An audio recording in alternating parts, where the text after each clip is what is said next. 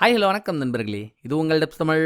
இன்னைக்கு நம்ம 2017 ரிலீஸ் ஆன டனல் என்ற ஒரு கொரியன் டிடெக்டிவ் சீரியஸோட 8வது எபிசோடு தாங்க பார்க்க போறோம். 1 2 3 4 5 6 7 இந்த 7 எபிசோட் வீடியோ லிங்கையும் கீழே டிஸ்கிரிப்ஷன் மேல கார்டு 2லையும் கொடுத்துருக்கேன். பார்க்காதவங்க அதை பார்த்துட்டு வந்து இதை பாருங்க. போன எபிசோட்ல யாரை பிடிச்சா நம்ம பாஸ்ட்டுக்கு போக வாய்ப்புன்னு ஹீரோ நினைச்சாரோ அந்த டூப்ளிகேட்டை யாரோ கொன்னுட்டாங்க. இது ஹீரோவுக்கு தெரியறதுக்கு முன்னால கிம்முக்கு தெரிஞ்சு என்ன இங்க செத்தவன் பேரும் நம்ம கூட இருக்கவன் பேரும் ஒரே பேரா இருக்கு. சொல்ல போனா செத்தவன் தான் உண்மையான ஆள், அவன் தான் நம்ம கூட பார்ட்னரா இருந்திருக்கணும். இவனுக்கு பதில் ஹீரோ நம்ம கூட இருக்கான்னா ஓகே, அப்ப ஹீரோ தான் இவனை கொன்னுட்டு இவன் அடையாளத்துல வாழ்ந்துட்டு இருக்கானா அப்படின்னு சந்தேகப்பட்ட கிம் பலவிதமான ஆராய்ச்சிக்கு அப்புறம் டூப்ளிகேட்டை கொன்ன குத்தத்துக்காக கடைசியா ஹீரோவை அரெஸ்டும் பண்ணான். இதுக்கு மேல இவங்கிட்ட உண்மையை மறைச்சு எந்த புண்ணியமும் இல்லைன்னு நீ நினைக்கிற மாதிரி எல்லாம் இல்லப்பா.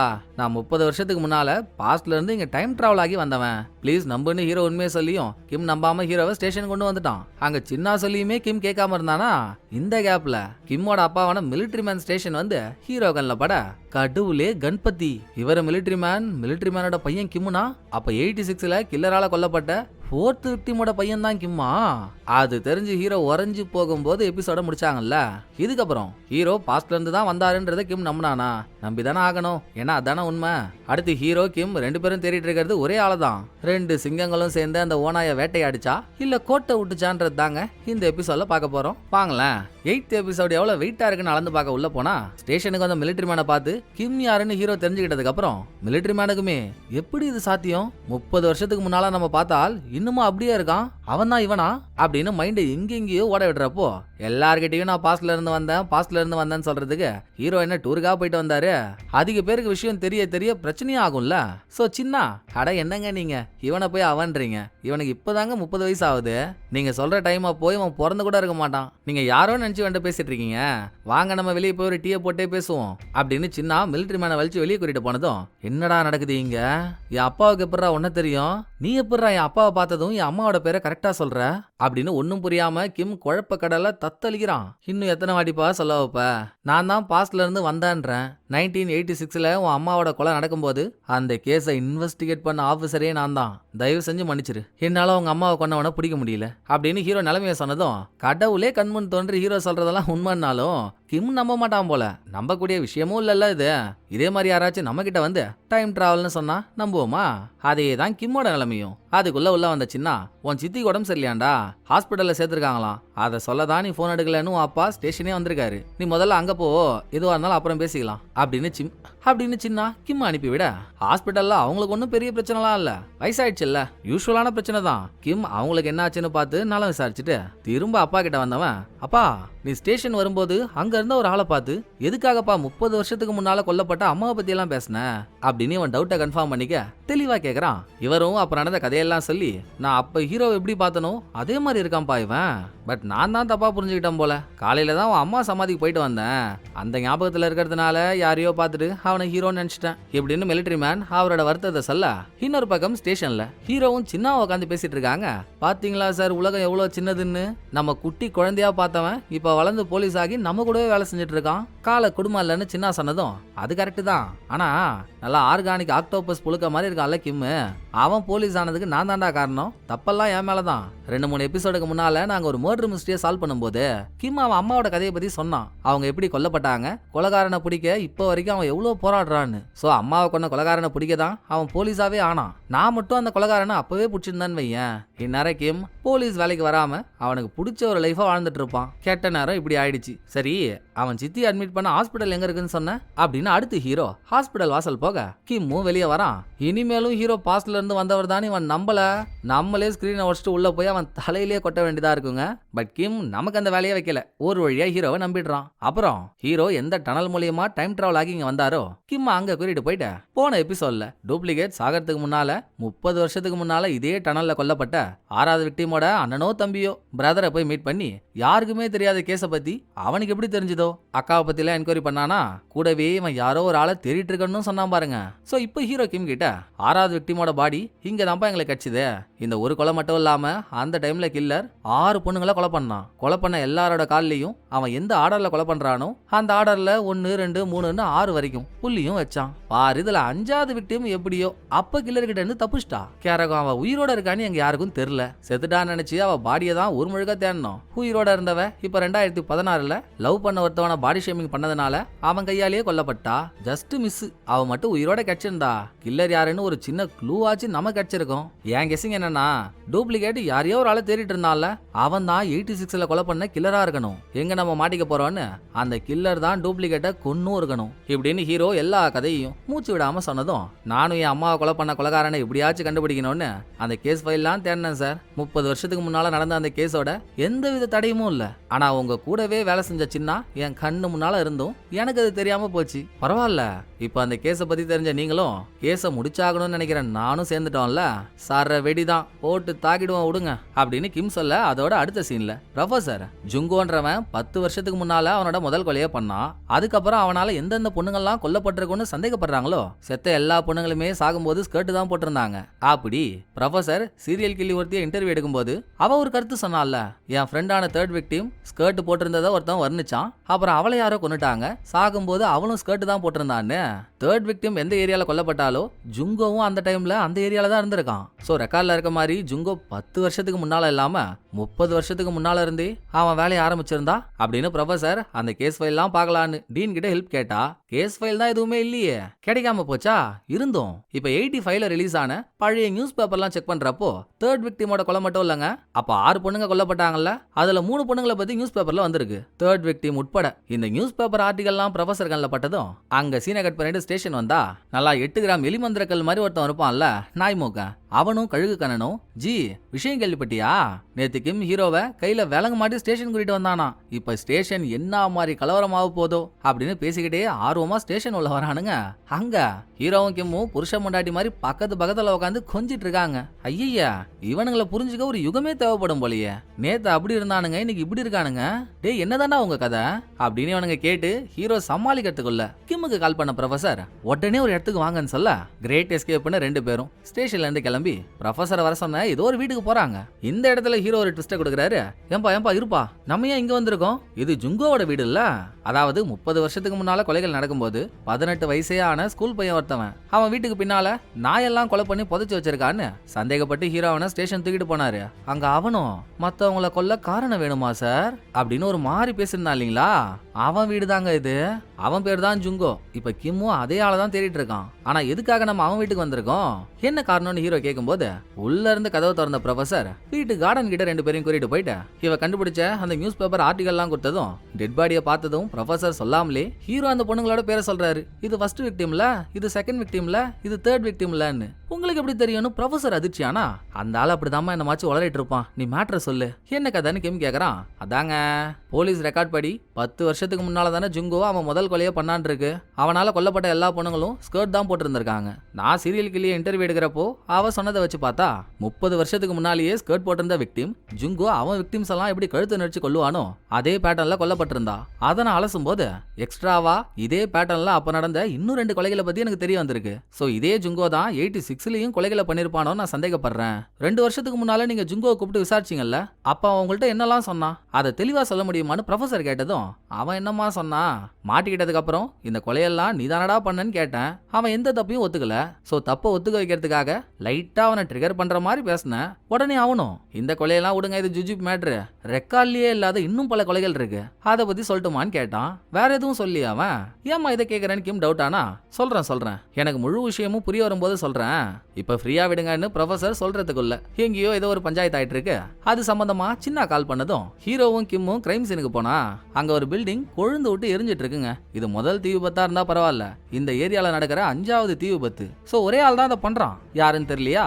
எந்த ஒரு தீ விபத்து நடந்தாலும் சுத்தி இருக்க ஆடியன்ஸ் எல்லாம் போலீஸ் ரெக்கார்ட் பண்ணி வைப்பாங்க. இடத்த கொளுத்தி விடுறவன் அதே இடத்துல நின்னு மத்தவங்க படுற கஷ்டத்தை பார்த்து ரசிப்பான்னு ஒரு தியரி இருக்கு. அந்த வேலை ஒரு பக்கம் நடக்குதா, கடைக்குள்ள ஓரளவுக்கு ஃபயர் ஆளுங்க நெருப்பா அணைச்சிட்டாங்க. சரி வாடா கிம், உள்ள எதுவும் எவிடன்ஸ் கிடைக்குதான்னு பாப்போம் அப்படின்னு ஹீரோவும் கிம்மும் உள்ள போக திடீர்னு அங்க ஒரு கேஸ் பைப் அருந்து கேஸ் லீக் ஆயிட்டு இருக்கு. நெருப்பு அதுல பட்டுச்சுன்னா இவங்க எல்லாரையும் நெருப்ப வச்சு கொளுத்திட வேண்டியதுதான். சோ உசாரான ஹீரோ இவர் தப்பிக்க நினைச்சாரோ இல்லையோங்க, பக்கத்துல இருக்க கிம்முக்கு எதுவும் ஆயிடக்கூடாதுன்னு ஒரே ஜம்புல கிம்ம தூக்கி பில்டிங் வெடிக்கிறதுக்குள்ள 2 பேரும் வெளியே விழ கிம்மு தப்பிச்சிட்டான். ஆனா ஹீரோவுக்கு சம்மாடி, ஆள் அன்கான்சியஸ் ஆயிட்டாரு. இந்த ரணகலத்திலயும் உனக்கு ஒரு குதூகலம் கேக்குதான்ற மாதிரி அன்கான்சியஸ் ஆன டைம்ல ஹீரோ தான் பொண்டாட்டியோட இருக்க மாதிரி ஒரு கனவு காண நல்லா பழுத்த பைத்திய மாதிரி இருந்துகிட்டு எப்ப பாரு கனவுலயே வாழறது. ஏஞ்சிருப்போ இப்ப நீ ஏஞ்சாதான் பாஸ்ட்ல இருக்க என்கிட்ட சீக்கிரம் வர முடியும் அப்படின்னு பொண்டாட்டி கனவுலயே காரி துப்பிட்டு போறா. கண்ணை முழிச்சா ஹீரோ ஹாஸ்பிட்டல்ல இருக்காருங்க. அப்ப கூட ஹீரோ கேக்குற முதல் கேள்வி, கிம் எங்க இருக்கான், அவனுக்கு என்ன ஆச்சுன்னு தான். இந்த பாசத்தை கிம்மும் ஆப்போசிட்லயே உட்காந்து பாக்குறானா. அடுத்து அங்க வந்த சின்ன, என்ன பொங்குறான்றீங்க சார், இங்க பாருங்க சார், நான் ஏற்கனவே உங்கள்கிட்ட சொல்லிட்டேன், இனிமேல் என்னை விட்டு போகாதீங்கன்னு. இவ்வளவு ரிஸ்க் எடுத்தா என்ன அர்த்தம் அப்படின்னு அவன் நெஞ்ச நக்க. விடு ஆனதாச்சு போனது போச்சு, நம்மள இந்த நிலைமைக்கு ஆளாக்குனால அதான் அந்த ஃபயருக்கு காரணமானவன், அவனை இன்னும் நம்ம கண்டுபிடிக்காம இருக்கோம். எனக்கு எல்லாம் ஓகே தான், வாங்க அவனை போய் தேடுவோன்னு சேட்டா சேர்ந்து ஸ்டேஷன் போனவங்க இந்த ஃபயர் ஆக்சிடென்ட்டை கம்ப்ளைண்ட் பண்ணது 911க்கு கால் பண்ண. எந்த கடை எரிஞ்சுதோ அந்த கடையோட ஆப்போசிட் கடை ஓனர். எரிஞ்சு போனது ஒரு ஜவுளி கடை. ஜவுளி கடையில இந்த மேனிக்வின் பொம்மைலாம் வச்சிருப்பாங்கல்ல, ஃபயர் அதுல இருந்து தான் பத்திக்க ஆரம்பிச்சதா ஆப்போசிட் கடை ஓனர் கம்ப்ளைண்ட் பண்ணிருக்காங்க. இதை நாய்முகம் சொல்லி முடிக்க ஃபயர் ஆக்சிடென்ட் நடந்ததும் அங்க இருக்க ஆடியன்ஸ் எல்லாரையும் சேர்த்து வச்சு போலீஸ்காரங்க வீடியோவை ரெக்கார்ட் பண்ணாங்கல்ல. ஒரு பக்கம் நாய்முகனும் கழுகு கண்ணனும் வீடியோல இருக்க ஒவ்வொருத்தவங்களும் யாரு என்னன்னு பாத்துட்டு இருக்க. இன்னொரு பக்கம் ஹீரோவும் கிம்மும் எரிஞ்ச கடையோட ஓனர்ட்ட போய் பேசுறாங்க. உங்களுக்கு யாராச்சும் விரோதி இருக்காங்களா, இல்ல உங்களுக்கு யார் மேலேயாச்சும் சந்தேகம் இருக்கான்னு. அதுக்கு அந்தம்மா, எனக்கு நல்லா தெரியும் சார், இந்த ஆப்போசிட் கடைக்காரி தானே கடை எரிஞ்சதுக்கு அப்புறம் போலீஸ்க்கு கால் பண்ணி சொன்னான். அப்பதுல இருந்தே எனக்கும் அவளுக்கு ஒரு வாய்க்கா தகராறு சார். அவ கஸ்டமரெல்லாம் நான் பிடிச்சிக்கிறேன்னு அவளுக்கு ஒரு காண்டு. சோ அவதான் இதுக்கு காரணமானவளா இருப்பான்னு இவங்க கோத்த விட அடுத்து ஆப்போசிட் கடை ஓனர்கிட்டையும் போன ரெண்டு பேரும், என்னம்மா அவங்க அப்படி சொல்றாங்க, உண்மைதானான்னு கேட்டா, என்ன உலகம் சார் இது, கடை எரியுது, எதிரியோட கடையா இருந்தாலும் பரவாயில்லன்னு போலீஸ்க்கு கால் பண்ணி சொன்னவளே நானு. நல்லது பண்ண நினைச்சா கூட இங்க குத்தமா இருக்குல்ல, நான் ஏன் சார் அப்படி பண்ண போறேன், அவ சும்மா நாச்சுக்கு போட்டு விடுறா சார் இப்படின்னு இவங்க புலம்ப. பேச்சுவார்த்தைக்கு நடுவுல ஹீரோ இந்த கடை வாசல்ல இருந்து எரிஞ்ச கடை எங்க இருக்கோ அதை திரும்பி பாக்குறாரு. அவ்வளவுதான், வேற ஒண்ணும் கிடைக்கல. அப்படியே ரெண்டு பேரும் ஸ்டேஷன் வந்தா இன்னமும் நாய்முக்கனும் கழுகு கண்ணனும் ஃபயர் ஆக்சிடென்ட் நடந்த ஏரியால ஒரு பிரபலமான ஆளை வச்சு வீடியோல இருக்கவங்க எல்லாம் யாரு என்னன்ற டீடைல் எடுத்துட்டு இருக்க. வீடியோவுக்குள்ள ஒளிஞ்சிருக்க ஒரு ட்விஸ்டை ஹீரோ கண்டுபிடிக்கிறாரு. வீடியோ எடுத்துட்டு இருக்கும் போது தானே திடீர்னு கேஸ் லீக் ஆகி பிளாஸ்ட் ஆச்சு. சுத்தி இருக்கவங்க எல்லாம் பதறாங்க. கூட்டத்துல நின்னுட்டு இருந்த ஒரே ஒருத்தவன் மட்டும் அவன் மூஞ்சி தெரியலங்க, மூஞ்சி தெரியாத மாதிரி கைய மூடி குலுங்கி சிரிக்கிறான். அப்ப அவன் தானே தீ விபத்துக்கு காரணமான ஆளா இருக்கணும். யாருன்னு இந்த பிரபலமான ஆள்கிட்ட கேட்டா அவருக்கே தெரியல. என்னமோ அந்த ஏரியா ஆளுங்களை பார்த்தாலே அவங்க ஜாதகத்தை எடுத்துருவான்னு. இப்ப இவன் யாருன்னு கேட்டா தெரியலன்ற. உன்ன நம்பி கூட்டிட்டு வந்தோம் பாரு, எங்களை தாண்டா கம்பி எடுத்து கபாலத்திலே அடிச்சுக்கணும் அப்படின்னு அவனை திட்டி தீத்துட்டு அடுத்து சிரிச்ச ஆள் யாருன்னு தேட ஆரம்பிக்கிறாங்க. ஹீரோ அன்னைக்கு நைட்டே அந்த வீடியோவை கொண்டு போய் ப்ரொஃபஸர்ட்டையும் காட்ட, கன்ஃபார்முங்க இவன் தான் பத்த வச்ச பரட்ட. ஆனா இந்த மாதிரி பண்றவங்களோட நோக்கமே இவன் ஜாலிக்காக மத்தவங்க கஷ்டப்படுறத பாக்கணும், நம்ம தான் இதை பண்ணோன்னு யாருக்கும் தெரிய போறது இல்ல. சோ எல்லாரும் முன்னாலே நின்று சீன் பொண்ணு தான் நினைப்பான். அப்படி பார்த்தா இதுல அவன் மூஞ்சி தெரியலனா என்ன, வேற ஏதாச்சும் ஒரு ஃபுட்டேஜ்ல கண்டிப்பா ரெக்கார்ட் ஆயிருக்கும். நான் அதை பிடிக்கிறேன்னு ப்ரொஃபசர் சொல்லிட்டு இருக்கும் போதே வீட்டுக்கு காலிங் பெல் யாரோ அடிக்கிறாங்க. ரெண்டு பேரும் போய் கதவை திறந்து பார்த்தா வெளியே யாரும் இல்லைங்க. பட் இவங்களுக்கே தெரியாம ரெண்டு பேரையும் ஒளிஞ்சு நின்று யாரோ ஒருத்தவங்க பார்த்துட்டு இருக்காங்க.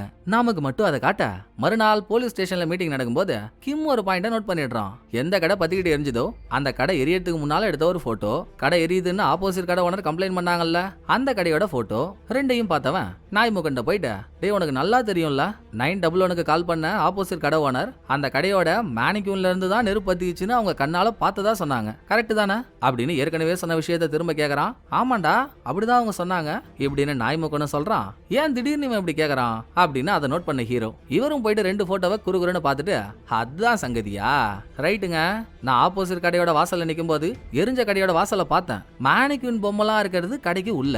இந்த கடை வாசல்ல இருந்து பார்த்தா அந்த கடை மட்டும் தான் தெரியும், கடைக்குள்ள இருக்க மேனிக்யூன்லாம் தெரியவே தெரியாது. அப்புறம் எப்படிங்க மேனிக்யூன்ல நெருப்பு பத்திச்சு நான் அதை பார்த்தேன்னு ஆப்போசிட் கடை ஓனர் சொல்லியிருக்கோம். ஏதோ ஒரு உள்கூத்து இருக்கு, தூக்காவல அப்படின்னு ஸ்டேஷன் கொண்டு வந்து உட்கார வச்சு, நீங்களா உண்மையை சொல்லிட்டீங்கன்னா நல்லது, நாங்களா கண்டுபிடிச்சா வேற மாதிரி இருக்கும் எப்படி வசதின்னு மிரட்டினதும், எங்க இன்னுமாங்க நீங்க என்ன நம்பல, மேனிக்யூன்ல தாங்க நெருப்பு பத்திக்க ஆரம்பிச்சுது, என் பையன் அப்படிதானே என்கிட்ட சொன்னா அப்படின்னு பையன்ற ஒரு புது விஷயத்த உள்ள எடுத்துட்டு வர. கடைசியில பார்த்தா இந்த அம்மாவோட பையன் தான் சீரியல் குடிசை கொளுத்தி இப்ப கூட ஆள் இல்லாத ஒரு வீட்டை போய் எரிக்க போறான். நல்லா பிறந்தே இருக்க கூடாத பருந்து முட்டை மாதிரி இருந்துகிட்டு உனக்கு தேவையாது அப்படின்னு ஹீரோ கிம் ரெண்டு பேரும் பையனை கையும் களவமா பிடிக்க. ஆச்சரியத்தை பாருங்க, இவங்க எவ்வளவு கஷ்டப்பட்டு நஷ்டப்பட்டு பையனை பிடிச்சி ஸ்டேஷன் கொண்டு வராங்க. இவங்க ஸ்டேஷன் வரும்போது ஃபயர் ஆக்சிடென்ட் ஆனதும் அதை கொளுத்தி விட்ட இவனே விட்னஸ் மாதிரி ஒரு டிவி சேனலுக்கு இன்டர்வியூ கொடுத்திருக்கான். ப்ரொஃபசர் அந்த ஃபுட்டேஜை கண்டுபிடிச்சு எடுத்துட்டு வந்து, உங்கள்கிட்ட இருக்க ஃபுட்டேஜ்ல மூஞ்சி தெரியாத ஒருத்தவன் சிரிச்சிட்டு இருந்தான்ல அது இவன் தான் காட்டிட்டு இருக்கா.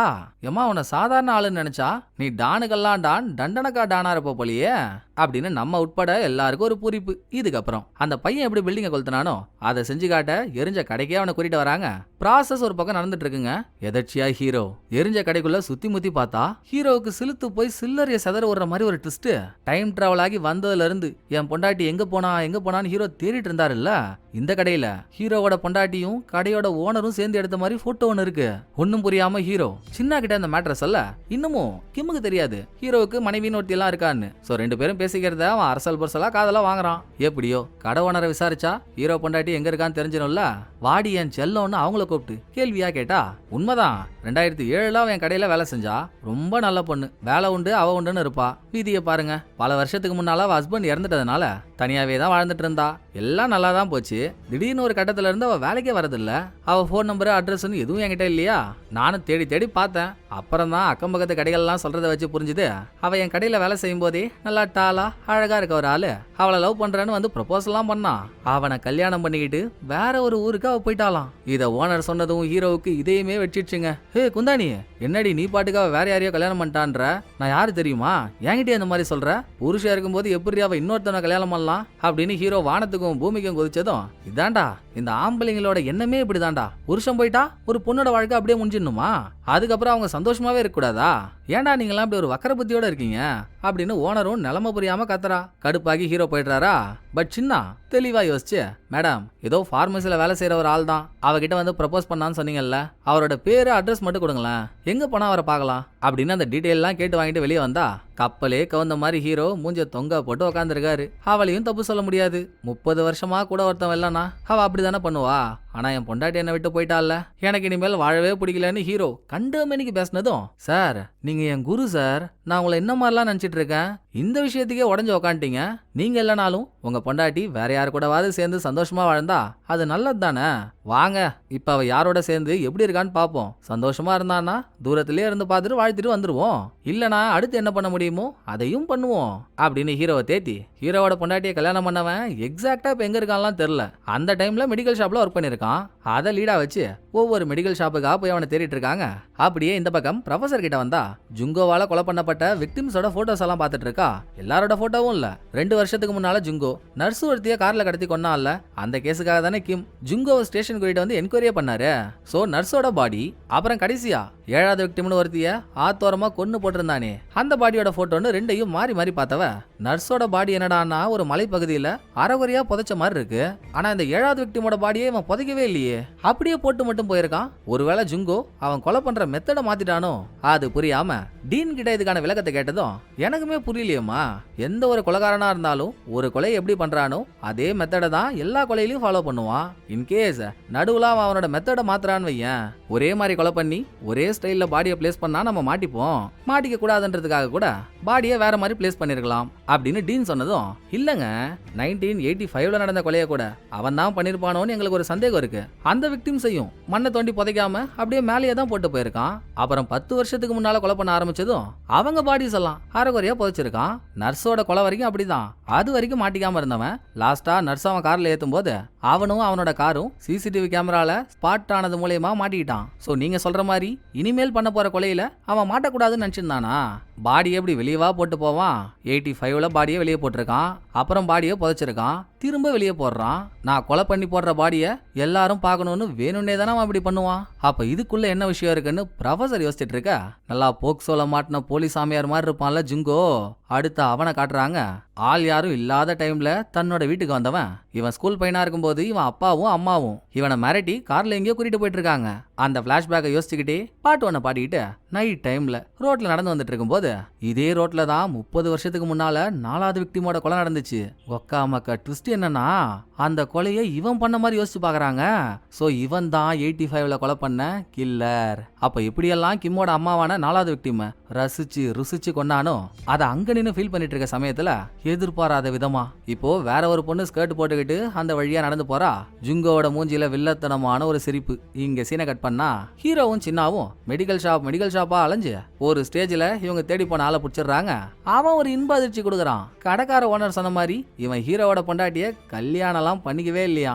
லவ் பண்ணது உண்மைதான், ப்ரப்போஸும் பண்ணிருக்கான். ஆனா நான் என் புருஷனுக்காக வெயிட் பண்றேன், எனக்கு ஒரு பொண்ணு வேற இருக்கா, இந்த டைம் நான் அவன் கூட ரிலேஷன்ஷிப் வச்சுக்க அடிச்சுக்கிட்டா நல்லா இருக்காதுன்னு ஹீரோவுக்கு என்ன உண்மையா இருந்திருக்கா. ஐயோ என்னடா இப்படியெல்லாம் அதிர்ச்சி கொடுக்குறீங்க, எனக்கு ஒரு பொண்ணு இருக்காளா, நீ என் பொண்டாட்டி கிட்ட ப்ரப்போஸ் பண்ணியும் அவ எனக்காக வெயிட் பண்றனாலா, தெரியும்டா என் பொண்டாட்டி தான் ஒரு ஏகப்பத்தினி வரதியாச்சே, என்னை விட்டு போயிடுவாளா, இருக்குது அந்த ஓனர் அம்மாவுக்கு, கட்டி போட்டு கரப்பாம்பூச்சி காதுக்குள்ளே விடுறாரு. சரி சொல்லு சொல்லு சொல்லு, இப்போ என் பொண்டாட்டி எங்க போனா பார்க்கலாம், அவ அட்ரஸ் என்ன அப்படின்னு ஹீரோ சந்தோஷமா விசாரிச்சதும் இவன் ஹீரோவோட பொண்டாட்டியை பார்த்ததெல்லாம் 9-10 வருஷத்துக்கு முன்னால நடந்த கதை, அதுக்கப்புறம் கான்டாக்டே இல்ல. சோ இவனுக்கு இப்போ ஹீரோவோட பொண்டாட்டி எங்க இருக்காங்கலாம் தெரியாது. இருந்தும் அப்பாவை எங்க தங்கியிருந்தாலோ அது ஒரு ஹாஸ்டல், அதோட அட்ரஸை கொடுக்க அங்க போனதாங்க ஹீரோவோட ஒட்டுமொத்த சந்தோஷமும் பொட்டு பொட்டா பறகுது.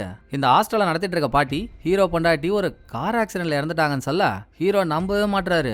ஏங்க விளையாடாதீங்க, உண்மையை சொல்லுங்கன்னு ஹீரோ கேட்டா, அடா ஆமாப்பா, ஒரு நாள் அவங்க டாக்ஸில வந்துட்டு இருக்கும்போது குடிகார பையன் எவனோ ஒருத்தவன் அவன் காரை கொண்டு வந்து டாக்ஸில இடிச்சு நடந்த ஆக்சிடென்ட் நடந்து அவளை ஹாஸ்பிட்டலுக்கெல்லாம் கொண்டு போயும் காப்பாற்ற முடியல, இறந்துட்டான்னு பாட்டி அவளை ஸ்ட்ராங்கா சொல்லவே, ஆஹா இருக்காது, நீங்க எந்த ஹாஸ்பிட்டல் அவளை சேர்த்தாங்களோ அதோட அட்ரஸை கொடுங்க, நானே போய் கேட்டு தெரிஞ்சுக்கிறேன் அப்படின்னு ஹீரோ சின்னாவோட சேர்ந்து அந்த ஹாஸ்பிட்டல் வந்தா பாட்டி சொன்னது 100க்கு 100 உண்மை. ஆக்சிடென்ட் ஆனதுக்கு அப்புறம் டாக்ஸி டிரைவர் ஹீரோவோட பொண்டாட்டி 2 பேரையும் தான் கொண்டு வந்திருக்காங்க. அதுல ஹீரோவோட பொண்டாட்டி இறந்துட்டான். இதை கேட்டு உலகமே அழிஞ்சு போன மாதிரி இடிஞ்சு போய் ஹீரோ உட்கார, இன்னமும் இவங்க பொண்ணுக்கு என்ன ஆச்சுன்னு தெரியல, டாக்ஸில ஹீரோவோட பொண்டாட்டி மட்டும்தான் வந்திருக்கா, பொண்ணு இல்ல, எதுவா இருந்தாலும் பொண்டாட்டி போயிட்டால அப்படின்னு சோகம் தாங்காம, எங்க நில்லுங்க எதுவா இருந்தாலும் பாத்துக்கலாங்க அப்படின்னு சின்னா சொல்லியும் ஹீரோ அங்க இருந்து நடைய கட்ட, அப்ப சின்னாவுக்கு ஒரு போன் கால் வருது. எல்லாம் ஜுங்கோ பண்ண கூத்துதான், 4th விக்டிமை எப்படியெல்லாம் கொலை பண்ணோன்னு ரசிச்சிட்டு இருக்கும் போது அந்த வழியா ஸ்கர்ட் போட்டு ஒரு பொண்ணு நடந்து போனால, எல்லாரையும் கொல்ற மாதிரி அந்த பொண்ணோட கழுத்துல துணியை போட்டு இறுக்கி கொன்னுட்டாங்க. சின்னா பாடி இருக்க இடத்துக்கு போய் அந்த பொண்ணோட போன் எடுத்து பார்த்தா அவ அம்மா கிட்ட இருந்து மட்டும் 57 மிஸ்டு கால் வந்திருக்கு. நேரா போய் அவங்கள்ட்ட உங்க பொண்ணு போயிடுச்சுன்னா அவங்களுக்கு எப்படியெல்லாம் வலிக்கும், இவனுக்கு ஒரு கேடு வந்து தொலைய மாட்டேங்குதே, சை சாவடிக்கிறான்டா அவன் அப்படின்னு சின்னா ஜுங்கோ மேல வெறி ஆயிட்டு இருக்கப்போ கிம்முக்கு ப்ரொஃபசர் கிட்ட இருந்து கால் வர, ஜுங்கோவால இப்படி ஒரு கொலை நடந்திருக்குன்ற நியூஸ் டிவில எல்லாம் ஓடுது. அதை பார்த்த கிம்முக்கு தெரிஞ்ச டாக்டர் இவர் ஏற்கனவே கிம்மு கிட்ட சொல்லியிருந்தாரு இல்லையா, கொலை நடக்கிற ஸ்டைல் எல்லாம் பார்த்தா ஆளு மோசமானவனா தெரிதுப்பா, நீ அவனை தேடி போறதை விட அவனை ஒன்ன தேடி வர வைக்கணும், அப்பதான் அவனை பிடிக்க முடியும்னு. எங்க நான் சொல்லி கொடுத்த மாதிரி நம்ம பையன் பண்ணல போலியே, இன்னமும் கில்லர் கிம்முக்கு ஆட்டம் காட்டிட்டு இருக்க மாதிரி தான் தெரியுது அப்படின்னு இவர் ஃபீல் பண்றாரு. அந்த பக்கம் ப்ரொஃபசர் கிட்ட இருந்து கிம்முக்கு கால் வந்துச்சு. போன் எடுத்தா அவ மொத்த பழியையும் தூக்கி கிம் மேல போடுறா. இன்னமும் கடைசியா ஒரு கொலை நடந்திருக்குன்றது கூட ப்ரொஃபசருக்கு தெரியலங்க. ஆனாலும் 2 வருஷத்துக்கு முன்னால நீ ஜுங்கோ கூப்பிட்டு பேசினல்ல, அவங்கிட்ட இருந்து உண்மையை வாங்கறதுக்காக நீ கொலை பண்ணும்போது உனக்கு எப்படி இருந்துச்சு, நல்லா இருந்துச்சா, சந்தோஷமா இருந்துச்சா, அவங்க உயிர் பிரியறத பார்த்து ரசிச்சியா அப்படின்லாம் தூண்டி விட்டீங்கல்ல, அதுதான் அவனுக்கு அவன் மறந்த பழைய கொலையை பத்தியும் அந்த கொலையோட ருசியை பத்தியும் ஞாபகப்படுத்திருக்கு. அதுக்கு முன்னாலலாம் கொலை பண்ணிட்டு மாட்டிக்க கூடாதுன்னு பாடியை புதைச்சவன், நீங்க அவனை ட்ரிகர் பண்ணி விட்டுட்டு உங்கள்ட்ட இருந்து தப்பிச்சதுக்கு அப்புறம் சும்மா இருந்த சங்க ஊதி கெடுத்துட்டல்ல, இனிமேல் நான் கொலை பண்றேன், முடிஞ்சா நீ என்ன புடிச்சு காட்டுறா அப்படின்னு உங்களுக்கு சவால் விட தான் 7வது விக்டிமை கொலை பண்ணி ஆத்தோரமா எல்லாருக்கும் தெரியற மாதிரி பாடியை போட்டிருந்தான். ஏன் கணக்கு படி பார்த்தா கூடிய சீக்கிரம் உங்களை வெறுப்பேத்த இன்னொரு கொலையும் பண்ணுவான், அந்த பாடியையும் வெளிப்படையாதான் போடுவான். சீக்கிரம் அவனை புடிச்சாகணும்னு இப்போ ப்ரொஃபசர் உசார் பண்ணி என்ன ஆக போகுது, அதான் ஒரு இழ விழுந்துருச்சு. நம்ம சொல்ற நான் ட்ரிகர் பண்ணதுக்காக என்கிட்ட ப்ரூவ் பண்ண என்னால அவன் கொலைகளை பண்ணிட்டு இருக்கானா அப்படின்னு கிம் பெக்ஸ் ஆயிடுறா போல. இதே டைம் ஹீரோ இவரோட பொண்டாட்டி பொண்ணோட எந்த ஹாஸ்டல்ல தங்கியிருந்தாலோ அதை நடத்துற பாட்டி கிட்ட போயிட்டு அவ பொண்ணு எங்க போனா என்ன ஆச்சுன்னு விசாரிக்கிறாரு.